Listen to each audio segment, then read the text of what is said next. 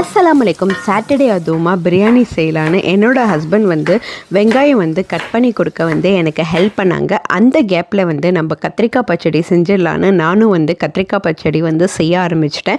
ஏன் வந்து பிரியாணி வந்து ரொம்ப காஸ்ட்லி அப்படின்னு பார்த்தீங்கன்னாக்கா, அதுக்கு போடுற இன்க்ரீடியன்ட்ஸ் தான். நம்ம மட்டன் நிறையா வாங்கணும், அதுக்கப்புறமா இஞ்சி பூண்டு பேஸ்ட்டு, அந்த இஞ்சி பூண்டு பேஸ்ட்டை அரைக்கிறதுக்கே நம்ம ஒரு நாள் முன்னாடி அரைச்சி வச்சிடணும். இவ்வளோ வெங்காயம், தக்காளி, புதினா, கொத்தமல்லி, இவ்வளோ இன்க்ரீடியன்ஸும் வந்து நம்ம பிரியாணியில் போடணும். நார்மலாக ஒரு குழம்பு வைக்கணுன்னா 2 வெங்காயம் இல்லை 3 வெங்காயம் போடுவோம்.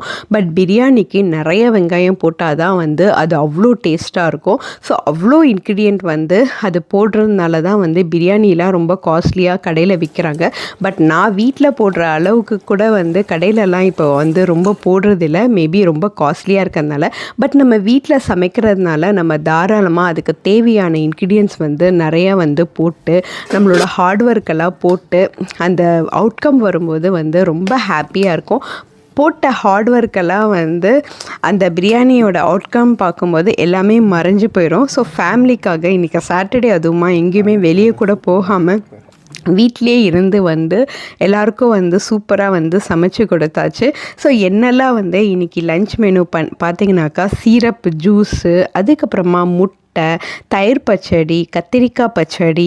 பிரியாணினாவே வந்து கத்திரிக்காய் பச்சடி வந்து நான் கண்டிப்பாக பண்ணிடுவேன். பிரியாணியில் எல்லாருக்குமே ஃபேவரட் பார்த்திங்கன்னா எங்கள் வீட்டில் மட்டன் பிரியாணி தான். மட்டன் பிரியாணினா உடனே எல்லாருமே ஹாப்பி ஆயிடுவாங்க. ஸோ மட்டன் பிரியாணி வந்து செஞ்சாச்சு. சூப்பரான மீல் வந்து ஹாப்பியாக வந்து இன்றைக்கி சாட்டர்டே ஃபுல்லாக வந்து சாப்பிட்டுட்டு வீட்டிலே இருந்து ஃபேமிலியோட எல்லாருமே வந்து என்ஜாய் பண்ணோம். அல்ஹம்துலில்லாஹ்.